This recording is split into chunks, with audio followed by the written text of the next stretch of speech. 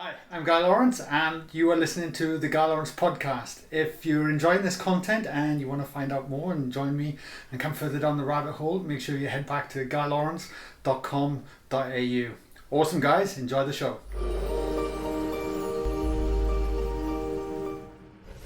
Steve, welcome to the podcast, mate.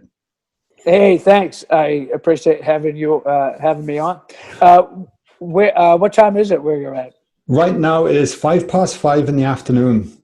The afternoon. Wow, yeah. How about that? Yeah, I'm here in Zagreb, Croatia. So my day's still early, just getting started. It's like 9 o'clock in the morning.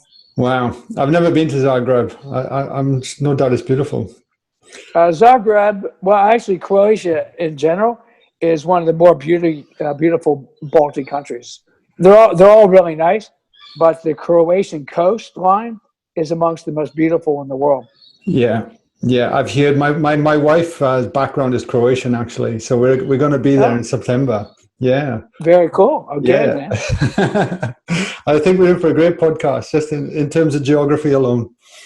Yes. So, mate, the question I ask everyone on the show when they come on is that if a complete stranger stopped you on the street and asked you what you did for a living, what would you say?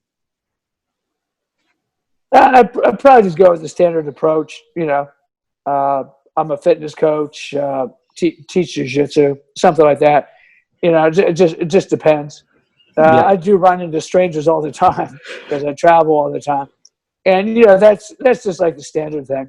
It's not who I really am, but it's just, when you're just being sociable like that, no sense getting too complicated about it, Yeah, no, I totally hear you, mate. I totally hear you. And then it normally strings a ton of conversation because I got to be honest, I am fascinated by the kind of nomadic lifestyle that you lead. And if I'm not mistaken now, you've been doing it for about 11 years. Would that be correct? Yeah, I have. Yeah. Pretty much full-time travel. Yeah. Sometimes I tell people I'm retired, especially if I just don't want to talk to them. If maybe the vibe's not there and I just don't want to waste a lot of time, I'll just tell people I'm a pensioner or I'm retired, which is not a lie. I have retired from a number of, I retired from teaching physical education in school. I sold my gym and my jiu-jitsu school, so technically I retired from that. So, yeah. And what about your worldly possessions? Like, how much do you actually have carrying around with you now? Pretty much one 11 kilogram bag and a small bag it's like a little handbag. I keep my cords, money, cash, iPad, stuff like that. It's like a little carry-on. Just a couple items. I mean, I could basically survive out of that bag if I had to because, it has all my credit cards and all that kind of stuff, all my ID.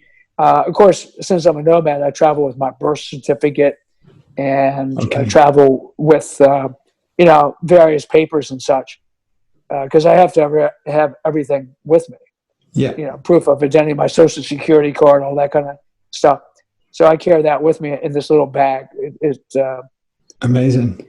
That's amazing. It's so freeing. And is that it? That's all you own? Like, did you? Yeah, that's it. You haven't got like a big shipping container stashed somewhere with? No.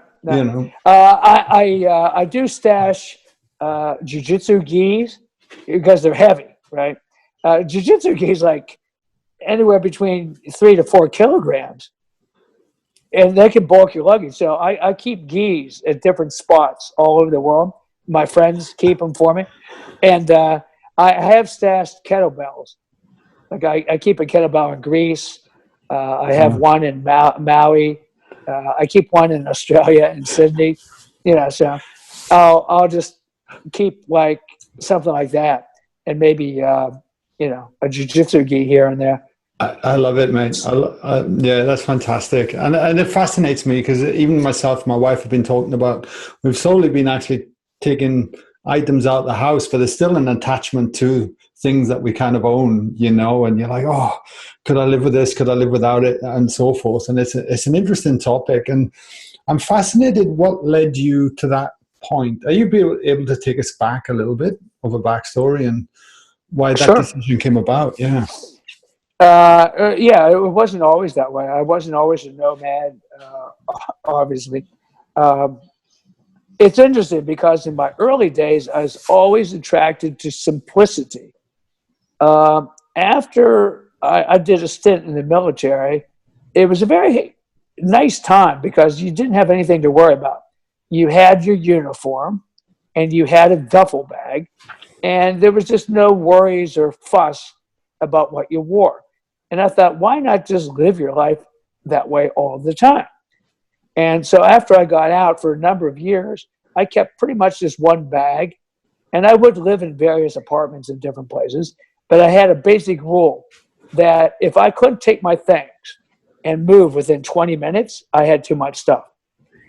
Wow. So I could literally unload my apartments.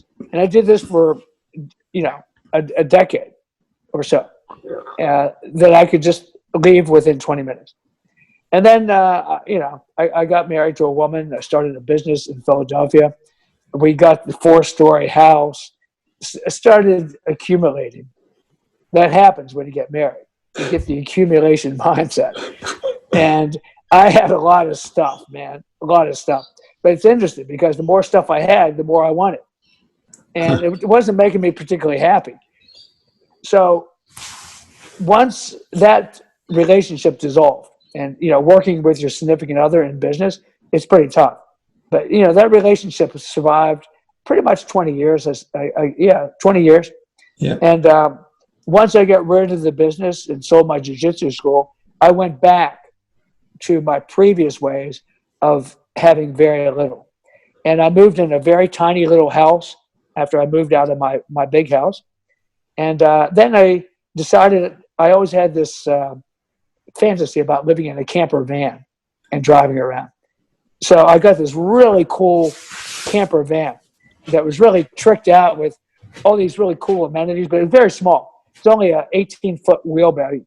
So I don't know what 18 feet is in meters, but it's not a big van, small van. It was a Mercedes work van that had been converted by Westphalia, but it had everything in there I needed. Wow. A little two burner propane stove, had a little drop refrigerator. It had a little tiny bathroom in the back with a marine toilet. Even had a little shower in there, a little loft bed that you climb a little ladder up, and you could sleep up top. And then there was a little window that would open up like a little skylight that would open at night, so you're sleeping under the stars. Nice. Yeah, and wow. I lived in that for 3 years. So I went from a giant house, 4 stories, and a garage filled with stuff, to a little house, and then to a van, and then to just carrying a bag around. Amazing. So it was like I just kept gradually weeding more and more. The hardest thing to get rid of for me was my library, my books. I really like books. But, with modern Kindle app, like I'm talking to you on my iPad right now. Yeah. I have an extensive library on my iPad and on my iPhone.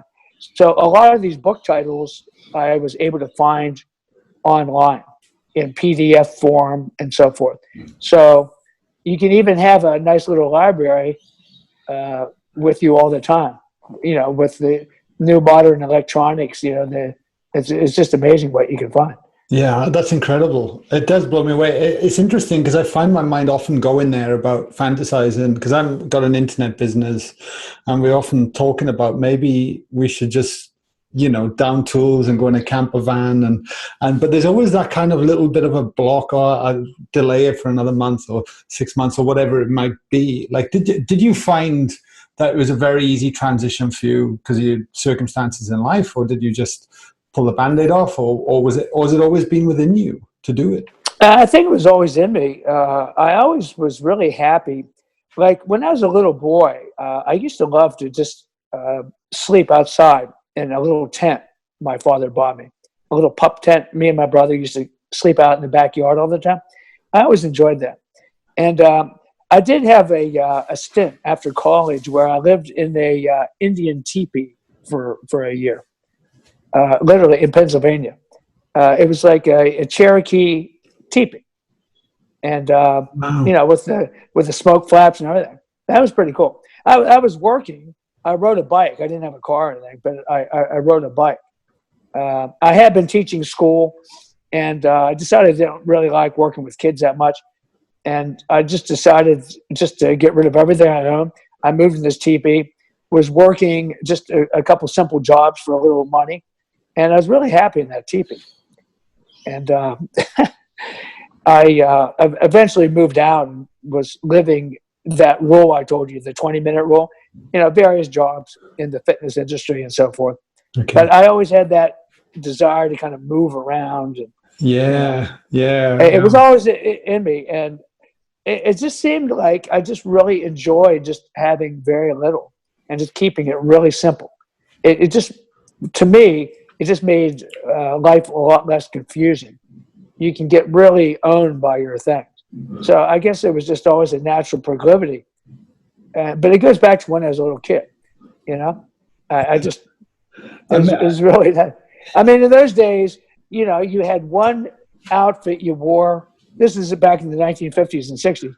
You had one outfit you wore to church, right? Something nice, little sports jacket and pants. And then maybe 3 pair of pants and 3 shirts for school. You'd alternate, a drawer full of underwear. You'd have your gym clothes, like a pair of gym shorts and T-shirt for physical education. And one pair of leather shoes and 1 pair of sneakers. And that's it. You had a coat for winter and a pair of winter boots.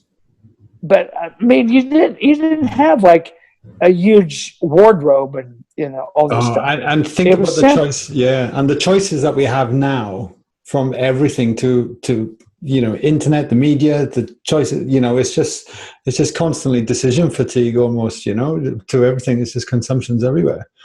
It's exhausting. Yeah. And when you start accumulating, I mean, I've been to people's homes and it's just absolutely exhausting just looking at all the stuff they have. I mean, wow. And it's obvious that it's a disturbed mind because, a lot of times the stuff is just all piled up and just all over the place and the garage is so full of crap.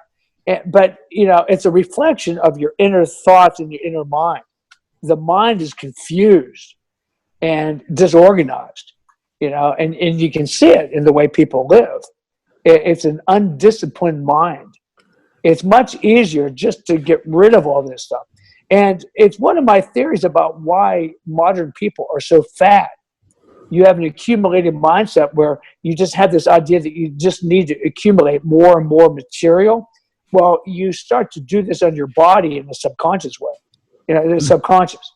And before you know it, you've gained like, 10, 15 kilos around your midsection, but it's all part of that same exact mindset that gives you an attic or a garage or a basement, full of stuff.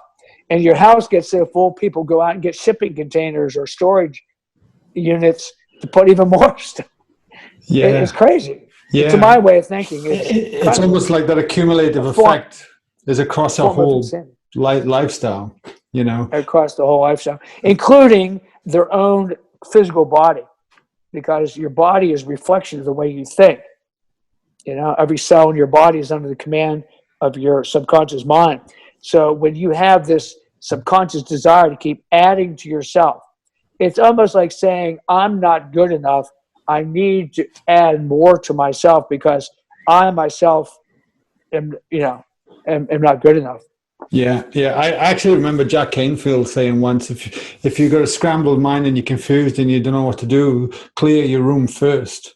And then from that, other things will come from it. I remember hearing that years ago thinking, I wonder if that actually works. Well, it does. The first thing I do every morning, I meticulously make my bed. Even if I'm in a hotel and there's maids, I get up and I make my own bed just to keep order. And of course, orderliness is very, very important. Totally. The question that springs to mind for me with this, is that I'm guessing now you very much live life quite in the unknown to a degree, and I'm assuming you're comfortable with that as well. And I say it, and I want to frame it in a way, because once we have a house, once we have things, once we have a routine, we can get very comfortable with the knowns in our life. And the moment there's an unknown, the moment that we might want to create change or something, we kind of shy away from it, and we'll let another 1, 2, 3, 6 years even go by because we're comfortable with what we know. What's your take on that? And how does that affect your life and the way you live? Well, the thing is, a lot of people are afraid. They like comfort. And listen, there's nothing wrong with creature comforts. I like my bourgeois comforts too. I like a nice, comfortable bed, and right now I'm staying in a pretty nice little Airbnb. It's I don't know whether you can see, but it's pretty nice. It's beautiful. It has everything that I like. And so I don't believe in being uncomfortable. Being a minimalist doesn't mean that you don't have nice things. The things I have are very nice. I spend a lot of money on good things, but just a few really nice things. I don't have a lot of clothes, but the clothes I have are expensive. Not designer stuff, but they're the kind of clothes that I could wear to go hiking or training. Got it. And because they're technical type gear, I can wash it in a bathtub or a sink if necessary, but I don't have and shake it, and it'll be dry within an hour or two. And it's tough stuff, but still looks nice enough to go traveling and such like that. So I do have things, and I'm not saying that people need to be miserable. And I'm not. I mean, I live really good. But as far as the unknown, everything's unknown. I mean, no one knows what the future holds. People that think that with their big fat savings accounts and their home and all this stuff, that somehow they have security, it could all just like poof in 1 second. So, you have to have faith that things will always work out. I'm a man of faith. I believe in a power greater than myself, and I believe I'm a representative of that power. I believe that, I believe in God, if you will. And I believe I'm a son. I believe I'm a son of God with all the powers of God, and the elements hear my voice and they heed my will. And I use affirmations and prayer and visualization to create the kind of life that I want. But the nomadic traveling life isn't for everyone, and it's not even necessary. One can still be a minimalist without being a nomad, and one can still lead a very nice, comfortable, simple life, even just living in the same spot their entire life. It's just what you put your priorities on.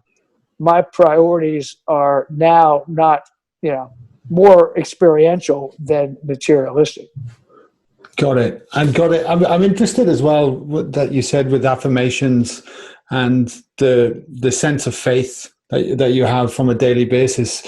Does that allow you just to remain open to any possibilities that could come, and you just kind of, I guess, being present and living presently? Because most people I see are not present, that I see during my day, and they're living a life that's always almost pre-planned.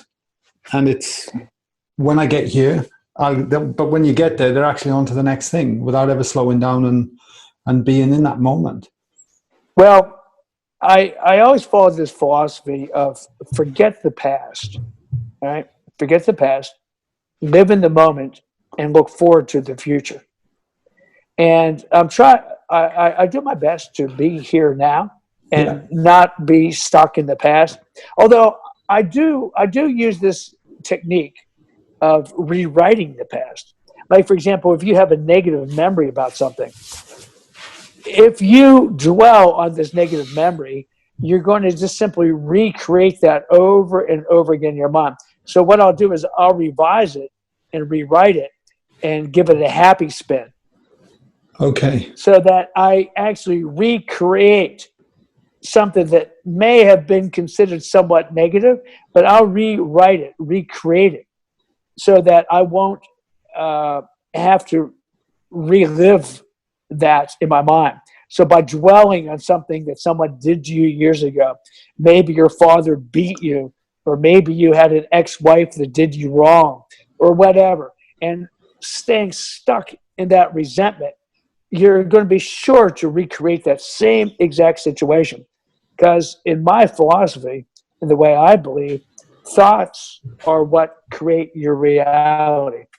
And the sum total of your positive and negative thoughts are what create your life. Your life is comprised of the sum total of your positive and negative thoughts.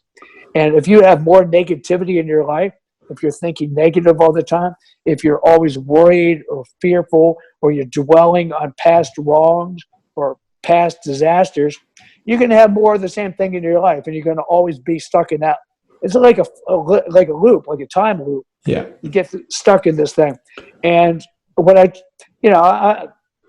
I'm not above worry or fear, but I am very quick to recognize it. And I have these techniques for ridding myself of it. And then I believe you should spend time concentrating on what it is you want, not on what you don't want. So I'm spending my time thinking about the things I like, the things I want, the things that give me joy and peace and happiness. And I try to completely rid my mind. Oh, I don't know whether have you read the Bible? do you know what? I haven't. I haven't. There's some good passages in there, you know. I'm not a Bible thumper, by the way, but I do believe there's a lot of truth Yeah. in the Bible. Anyway, there's a phrase where Jesus says, "Get behind me, Satan." Right? Get behind me, Satan. Like, get behind me, devil. Yeah.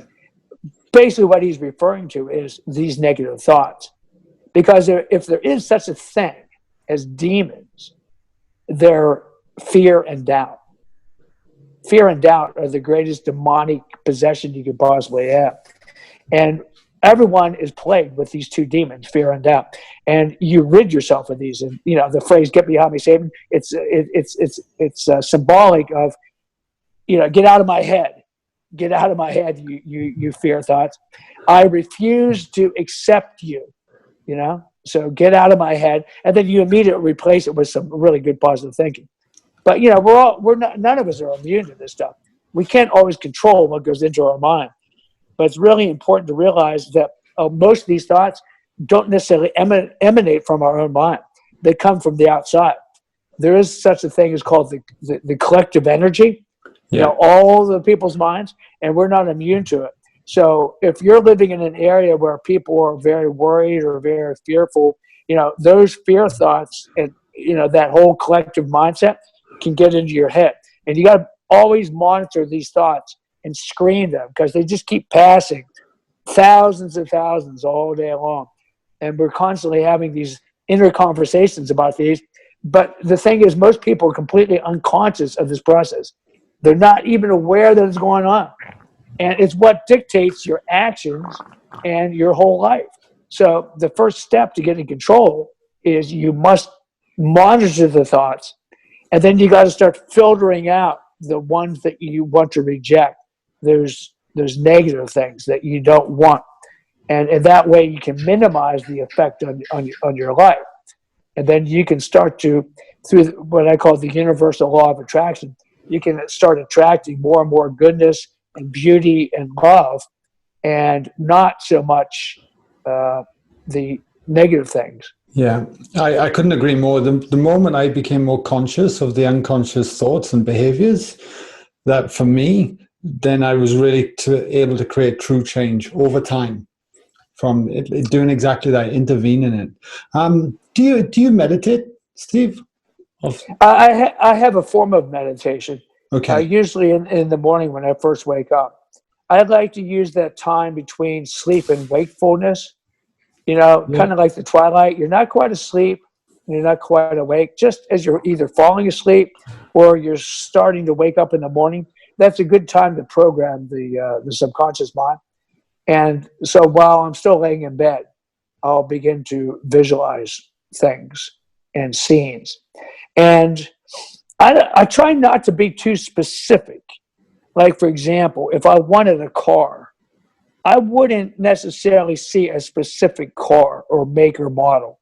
Or if I wanted to, materialize some form of material goods or something, what I do is I generate the happy thought. It's not the thing itself.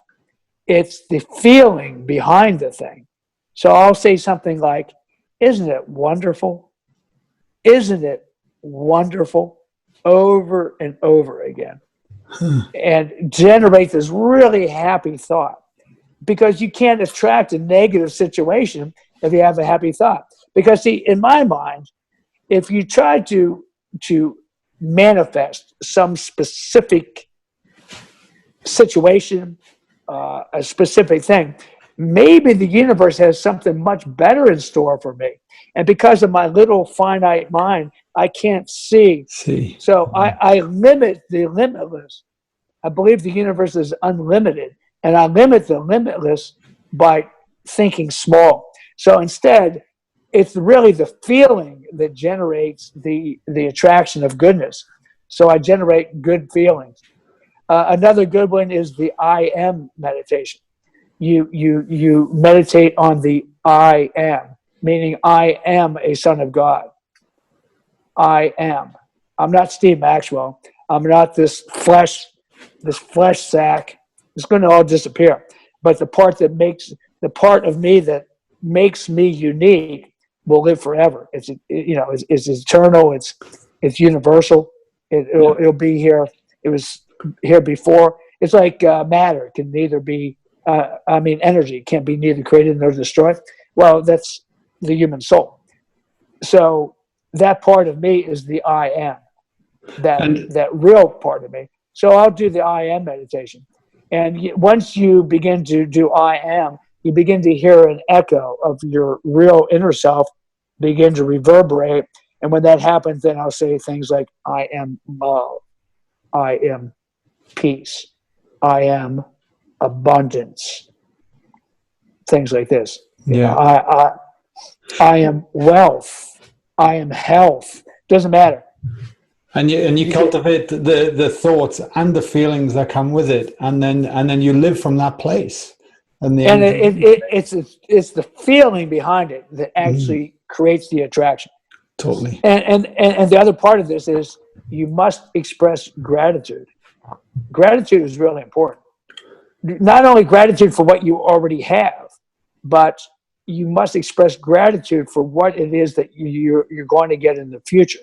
You must generate the feeling that whatever it is that you would like to accomplish or do, even if it's just not real specific, you generate this feeling of gratitude and say, thank you, thank you, thank you. You must do that because you got to feel like these things are already done.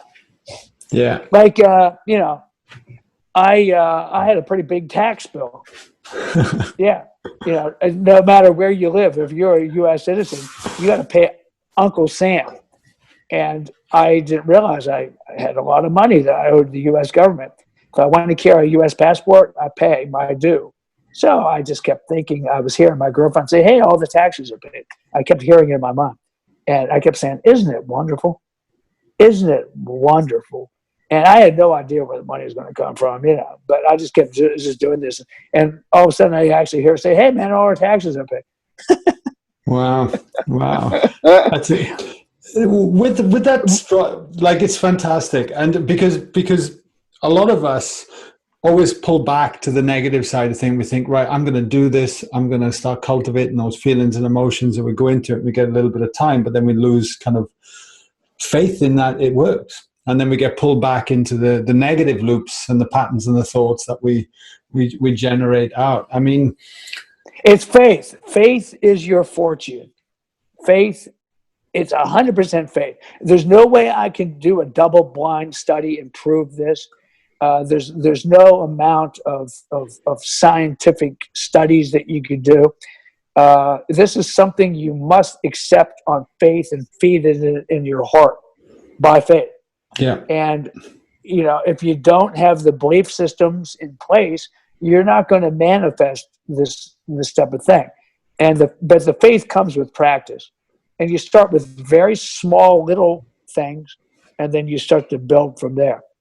Totally. When I first started this, and it's easier to manifest material things because that's where most people. There's a point where I moved back to Philadelphia after many, many years, and I pretty much just had one bag to my name, and I spent my last $100 on renting a room.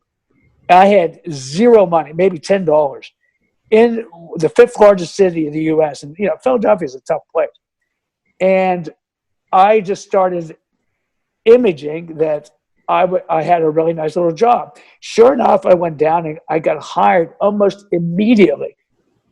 And I just kept making affirmations because I was pretty scared, actually.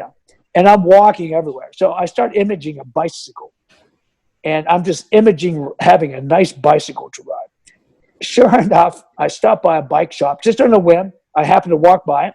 I go inside and I found out that the guys were looking for a trainer for their bicycle racing team, and they didn't have money to pay me, but they were willing to trade me a really nice, expensive bike. Wow. There you go. And it was a real easy get. So, I did a little trade, and I rode out with the bike that day. But I mean, this stuff happens to me over and over and over and over. But once again, you have to generate this belief system, and you have to, absolutely have faith that it's going to work out. Yeah. And but I recommend that people start out with small things and then work your way up to bigger steps. Yeah, because it's amazing that we're even having this conversation, because I realized I was fearful of my own success and taking the steps into that than I was of not making the change. So, because I owned a supplement company for 8 years, Steve, that was very successful here in Australia. But then I realized the way I was feeling and the direction I wanted to move to in life, which is what I'm doing now, I was very fearful of it, and I didn't want to step into it. And all of a sudden, like everything got questioned, and then when I wasn't stepping into it, I noticed that life was getting harder. Everything was pulling me back and holding me down, and I was getting unhappier. And then when I finally had the courage to honor this work, if you like, and step into it, then it kind of started opening up again. And I do wonder about this with many people, that we kind of are fearful of the success that might come our way because it's the unknown and going back to that. Or we might have a perceived way it needs to look. And like you said, that mind, that small mind, that there could be something much far greater and better beyond that we can't even see. Well, it requires eternal vigilance, daily attention. It's just like training, working out. Maybe if you haven't worked out for a while, it's going to be a bit of a struggle, but you stay with it day after day after day. I would recommend that people, the first book I ever read about higher mind science was James Allen's book. I'm having a mental block all of a sudden. It was James Allen. Yeah, it'll come to me. But also any work by Thomas Troward. It was a Scottish. They call it the New Thought. Anything by Florence Shin. I also like Ernest Holmes, and probably the master of manifestation was Neville Goddard. Neville Goddard wrote a lot of really interesting books that people. I also like Rhonda Byrne, who wrote The Magic. Yes. It was a work based on U.S. Anderson's book, The Secret. Yes. And then there was a couple addendums added onto that and it was about gratitude and so forth. Yeah. But the original one was As a Man Thinketh by James Allen. That was a really great little book. I read that, and it made a profound impact on me. And then I started looking more and more at how our thoughts govern our life. And, you know, from that point, I just became really devoted to this, what I call mind science or mental science.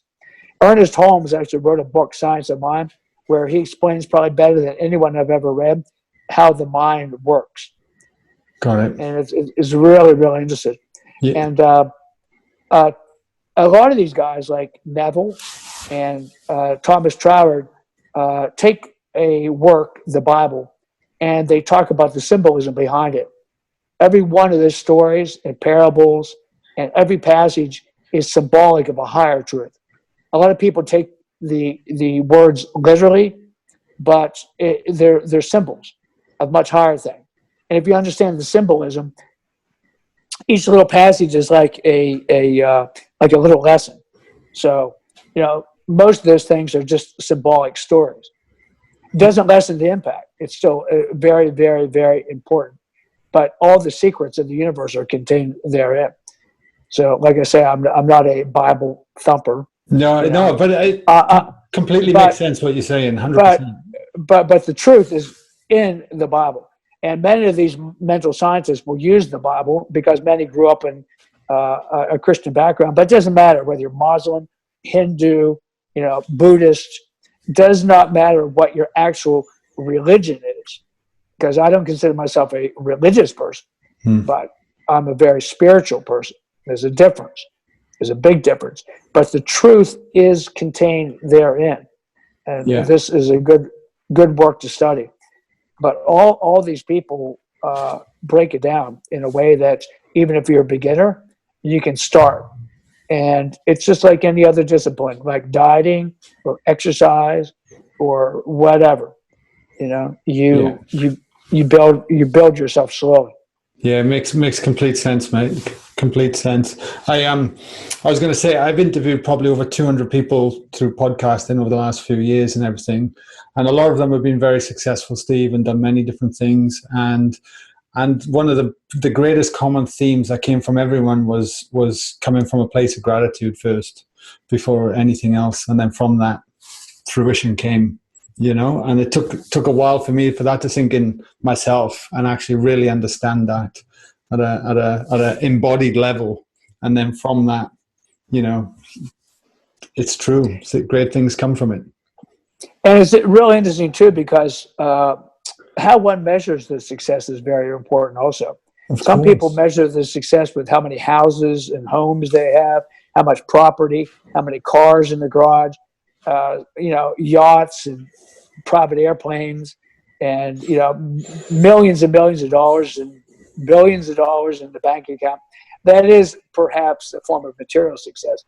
But in my way of thinking, if you have the freedom to do pretty much what you want to do, and you can go where you want to go, and you have all the things that you need to make life worthwhile living and happy, that's a form of success too, even though you might not have a large bank account or you own these things. Yeah, totally. Absolutely. Another form of success. Yeah. And obviously health of one's body and freedom from pain and disease and disharmony and so forth. That's another form of success. So there's many people that they kind of get one part of success, but then, you know, usually health can suffer. There's been many a billionaire on his deathbed that would have given his entire fortune just to regain his health. So it's just something to think about. Oh, 100%. And I'm glad you mentioned that, because I can't go through a podcast without everyone knowing. I've got to ask you a question around health, because I don't know if people can appreciate how much of an impact you've made within the fitness industry and the work you do. And it's pretty amazing. And we've talked about everything probably that's not in your line of work of what you've been known for in the past as well, which I'm loving. But what I was interested in, I've heard you, because I'm in my 40s, right? And I have no doubt there'll be a lot of people listening to this, late 30s, 40s, 50s, moving forward. And I've heard you speak about health promoting activities. Because as we get older, the one thing I'm super keen on these days is just maintaining my health, and not actually worrying if I can lift 300 kilos in the deadlift or any more, maybe what it would have been like 10 years ago. But what would your blueprint be for people that I guess are past their 30s? What would you say the health promoting activities are? Well, even as a teenager, the single most important thing you can do is some form of strength training. And it's very important not to confuse demonstrating strength with building strength. Doing a bar muscle up or a iron cross in the rings like a gymnast, or being able to deadlift an enormous weight, or do an Olympic barbell snatch. These are all demonstrations of strength. They're all skills that don't necessarily have anything to do with building general strength. So a general strength training program should form the basis of your anti-aging health regimen. Strength training is so important. And especially as a man does get past his 40s, it's what preserves your health and your strength. And it doesn't matter how, whether it's body weight, barbell, machines, dumbbells, kettlebells, right. It all leads pretty much to the same spot. And within 4 or 5 years, no matter what system you follow, is going to bring you about to the same point. And you have to have realistic expectations and realize that after about 5 years, you pretty much are going to reach your limit. And that's something that a lot of people don't want to hear. And the muscle media and the people selling worthless supplements, no offense, but most are worthless, protein powders and such. Yeah. They don't want you to know that. They want you to think that you have this unlimited potential for strength and muscular size and, all this kind of stuff. And it's just simply not true. Within about 4 or 5 years, you're going to reach your limit, and that's it. And then you got to maintain that limit. And it's important to have at least 2 weekly strength trainings per week, your whole life. And it needs to be effortful. It needs to be hard. And research shows there's no real difference between 1 set, 3 sets, 5 sets. Doesn't matter. High reps, light weight, medium reps, medium weight, low reps, heavy weight. It all builds pretty much equal results over the years. Just doesn't matter. So what you want is the workout to be safe and sustainable. And if you're hurting yourself in your strength training, if you're injuring yourself, you're not doing it right. Strength training, if done properly, should prevent injuries. It should make you better at doing other things. And that's where people get really confused with like the demonstration of feats and stunts and lifts. That's a sport. Olympic barbell lifting is a sport. Yes, it will make you strong. Is it the best way to get strong for life? No, it is not. Nor is doing gymnastic style training. Most of those kids' shoulders and elbows are ruined by the time they're in their 30s. Mm-hmm. Not the best way for sustainability. Really, just the simple exercises are your best. Simple strength training. I like doing pull-ups and chin-ups, dips, push-ups done with perfect form and good control, not fast or jerky. 2-legged super slow squats. I still do 1-legged squats. Basic core exercises. Just real simple, man. It doesn't have to be like rocket science. And then the second thing you have to pay attention to is your breath work and breathing. I would recommend everyone on your podcast buy The Oxygen Advantage. A really good book on the Russian breathing system called the BioGeometry breathing system. Most people breathe very dysfunctionally. Most people are breathing in their upper chest, not breathing diaphragmatically. A lot of people inhale through their mouth. Mm-hmm. A lot of people grunt, groan, make noise when they train. Very dysfunctional, literally shaves years off the end of your life, creates a lot of oxidative damage and stress. Learn to breathe through the nose and learn to breathe in the lower diaphragm and get out of the upper lobes. This is where the fear receptors are, fight or flight. And most people are stuck here, which would account for the reason why people feel so stressed in modern society. Also, when you have all these stress hormones, you're in fat storage mode. So it's going to make you more predisposed to getting fat when your breathing is dysfunctional. So learn to get down to the lower lobes of the lungs, where the rest and digest, the calming receptors are. And you can stay calm even even when training, even when in a dire emergency, and practice breath exercises every day. And then the last thing is some type of mobility or flexibility on a daily basis. You need to get out every day and just use your body. I have a whole system of exercise called the Russian Slavic Health System, and I mix it freely with Taoist yoga, Chinese yoga, and Qigong. And I have my own little mix of various things I picked up from different points in the world that work really good for me. And I have a little daily regimen that I do to keep my joints lubricated and healthy and keep movement. And I would tell all your audience members to beware of the chair. Beware of the chair, the new smoking. Yeah. We all have to sit. So standing all day isn't the answer. But be careful how you sit. I recommend getting up every hour, moving your body around, marching in place, shaking out the tension out of your body, and so forth. And try to keep yourself moving as much as you can, as opposed to just sitting for hours and hours and hours. And I do very specific posture exercises. Okay. Because I do a fair share of sitting, flying, these big long 14-hour flights. Even when I'm sitting, I'm moving my head and head nods and side to side head movement, and just always moving my body, trying to keep lubricated, trying to keep the body from getting glued together. Totally. It's very important. Because I think as well, people fall into the habit of going to the gym 3 times a week, but then sitting on their butt the whole day with no movement.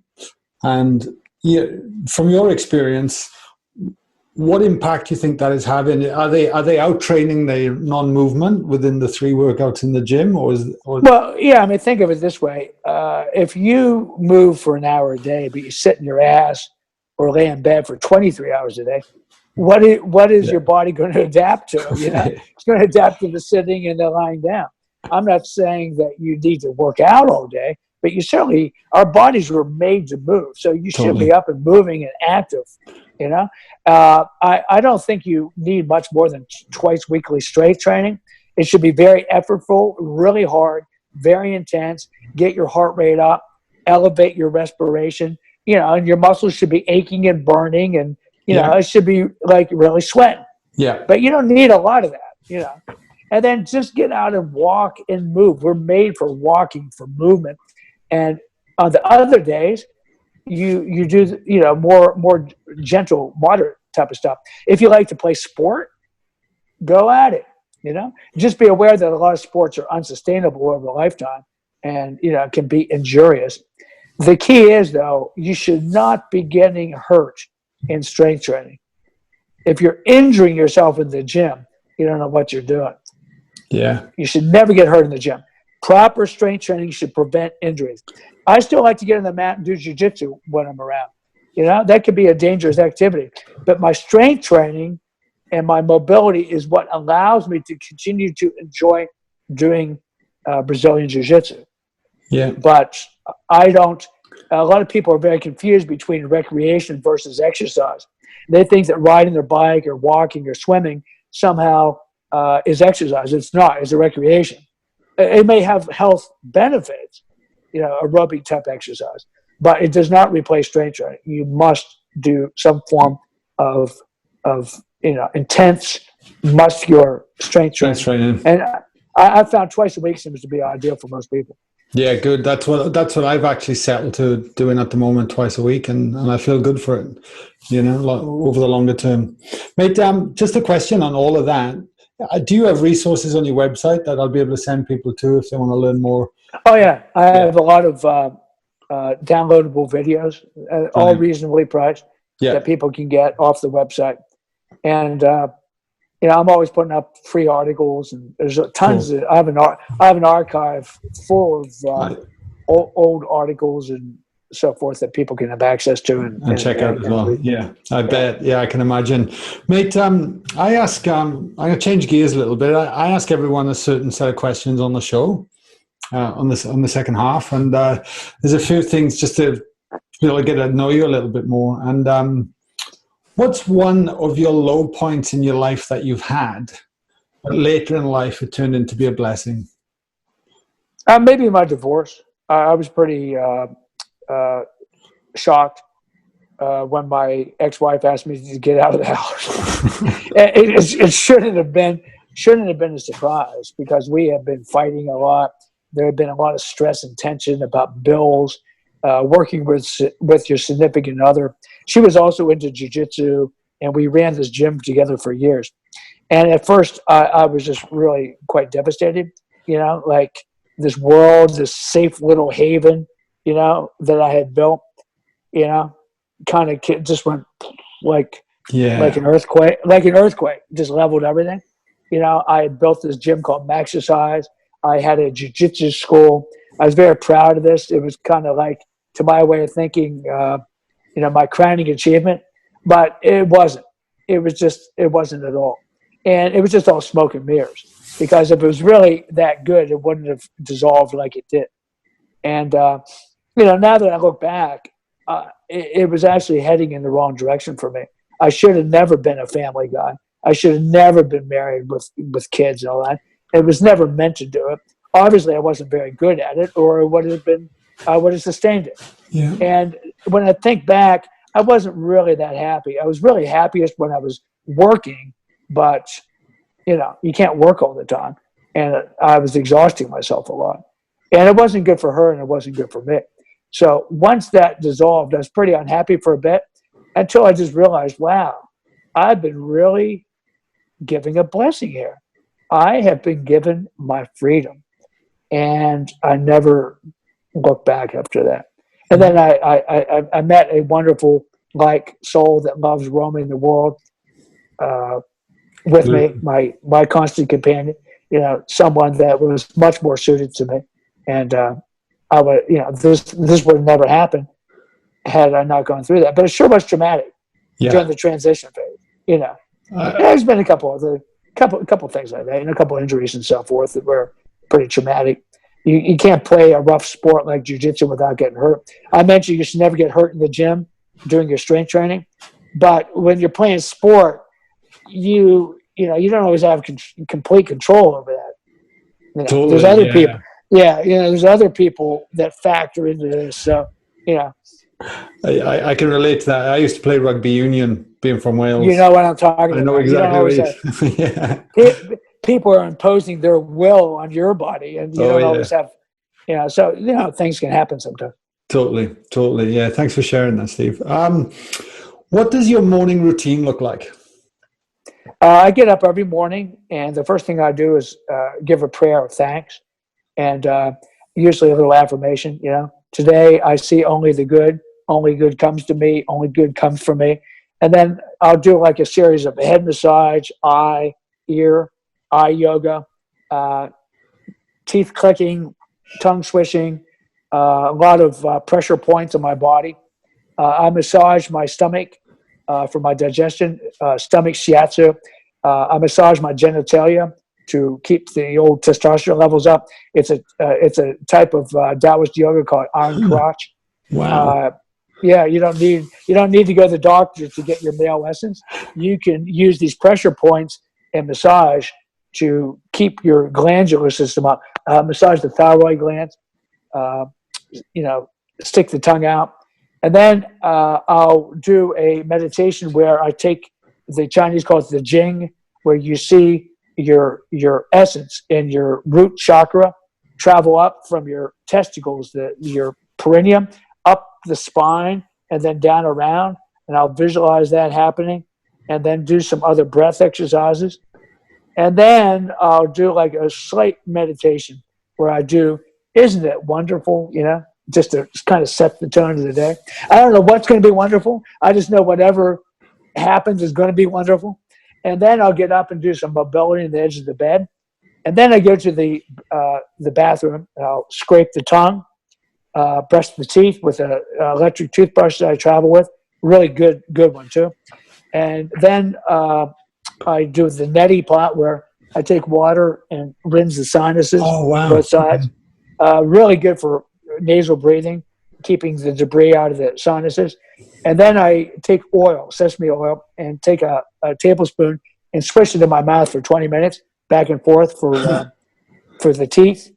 And then I take a dry brush and I massage the skin. The skin is your biggest organ in your body. It's called the integumentary system. And man, the skin is so important. But people, they use all these soaps and shampoos and all this unnatural chemicals. No good, man. Don't put anything in your skin that you wouldn't drink. Yeah. Seriously. Yeah. And, my face at 65 is still pretty good. I never use soap. Nothing. Just water and shave, obviously, with a natural shaving product. And I only shave once every 3 days because that could be rough in the skin, too. Okay. And then I take an ice cold shower. As cold as the water comes out of the faucet, and I'll do breathing exercises to keep the heat going, and then use a brisk, rough towel. I use a coarse towel is good. You just really just get all the debris off the skin. And then I walk around naked for a bit and do a few joint mobility exercises. It's really good to expose all of your body to the open air. So I'll do some things like make the bed, lay my clothes out, and I'm swishing the oil in the meantime. Because I do it for 20 minutes, so I'm doing all this stuff while still swishing the oil, and then spit the oil out, get dressed, and then I usually like matcha green tea, or I like yerba mate tea, or I like coffee too. I like a little coffee. So I'll drink coffee. And then I usually go out and do some type of walking and breathing exercises outside. Sometimes, like during the coffee, I'll answer my correspondence. I get hundreds of emails, so I got to stay on top of my media. I do online personal training. That's my business. That's how I make the majority of my living. So I have all these customers that I got to talk to online. So I'll spend sometimes an hour or two. Then I go out. If it's a training day, I'll train. If I'm in an area where I have a jiu-jitsu school nearby, I'll go and maybe train an hour or two in jiu-jitsu. Amazing. So the actual exercise is different every single day. Yeah. Okay. I was thinking, like, how could your day fail after a start like that? That's incredible. How long does that routine take you normally, Steve? About 20 minutes. It sounds like really long, but it's about 20 to 30 minutes. And so it's well worth the effort. Yeah. People that are really busy with kids and family and jobs might think, well, I just can't spare the time. But you can do some of it. And I say just get your ass to bed a half hour earlier. Most people waste so much time on silly nonsense at night, watching TV and this and that. Stop all that crap. Just get to bed. When you put your kids to bed, you go to bed. Most people put their kids to bed around between 9 and 10, 9:30. You go to bed too. Read some elevating spiritual book, fall asleep, and get up at the crack of dawn. Get up at sunrise. You'll have all the time you need. Yeah, totally. Most people stay up way too late, wasting their time doing complete crap. Surfing the net, online shopping, social media. If you're making your business in social media, okay, I get it. But if you're not, stop wasting your time on that stuff, man. Yeah. Get yourself to bed. Your energy will be fantastic. Totally. Sleep is actually more important than nutrition when it comes to recovery. Yeah, I can believe Sleep is more important. Yeah. It's more important than diet. People don't get that. Yeah. Really important. We can always find time. If we want something, we can find the time, I believe. That's right. Mate, last question. If you could have dinner with anyone tonight from anywhere in the world at any time frame in time from the past or present, who would it be? I don't eat dinner. I don't eat dinner. I don't. I eat my chief meal at noon, and I have given up on dinners. I eat very, very light. or fast. Yeah, I don't like to eat before I go to bed. So the latest I'll have a dinner would be around noon or between noon and 2 o'clock. Okay. And that's it. So I don't like social dinners. I don't socialize when I eat. I don't think it's good for you. You tend to overeat. You talk instead of chewing your food. You need to chew the food to liquid. You know, the old saying, drink your food and eat your liquids. You know, you swish the liquid around before swallowing. You chew the food to liquid before swallowing. It improves your digestion, and you find you eat a lot less. So, yeah, I just don't do social dinners. So there's no one I would want to talk to or have a dinner with. Yeah, fair no enough. one at all. Yeah, good answer. You know? Good answer. And last thing, mate, is there anything, like we've covered a lot of things today, is there anything you'd like to add for our listeners to ponder on before we wrap it up? I gave some really good resources for people, Neville Goddard, Ernest Holm, Rhonda Byrne, Florence Shin, John Allen. Look at some of the work of these people. You won't be sorry, and start out really, really small with that type of thinking. Go to my site, maxwellsc.com. Look at some of the exercise videos and some of the health regimens and things I put out. Like my Facebook page, follow me on Twitter, and look at my events page, and maybe come and introduce yourself. And I'd like to meet some of your followers and listeners. Are we going to see you in Australia at all, Steve?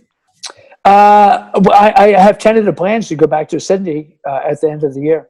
Okay. I usually go there almost every year, and I usually do some type of jiu-jitsu or lifestyle seminar in either Sydney or Melbourne every single year.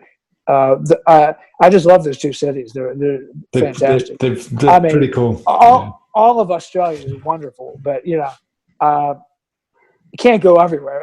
Yeah, of course. I just got really familiar with the Sydney area and the Melbourne area, so I feel pretty comfortable. It feels like almost like coming home sometimes. Yeah, that's awesome. Well, I'll keep an eye out, mate. I'll definitely keep an eye out for when you're coming out, and try and get along to something. I was thinking you almost need a recommended reading list on your website as well, or something. Mate. You've mentioned so many books today. Actually, that's not a bad idea. I might just do that. Because I'd love to know what you've been reading. Yeah, absolutely. That have had an impact on you for sure. But Steve, I will. This will go live in a few weeks. Thank you so much for your let time me know. and sharing your wisdom with everyone today. You've certainly got me thinking about a few things, that's for sure. Thanks a lot, Steve. Cheers. Thank you. Cheers.